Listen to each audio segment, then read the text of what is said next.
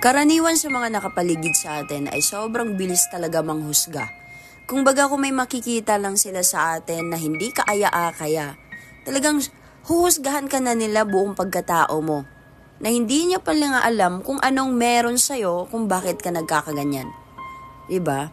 Ba't kaya ganun? Ba't kaya ganun yung mga tao? Hindi ba sila mag-isip muna bago magsalita na sobrang sama? Diba? Minsan napapatanong na lang talaga ako dahil real talk to, be. Talagang nangyayari ito sa totoong buhay. Yung basta-basta na lang sila humusgan sa isang tao na hindi naman nila kilala ng buo. Kaya ikaw, kung naranasan mo man na hinusgahan ka ng ibang tao at alam mong hindi totoo yon, alam mo sa sarili mo, pabayaan mo. Pabayaan mo sila. As long as alam mong okay ka, as long as alam mong wala kang inaapakan na kapwa, tuloy ka lang.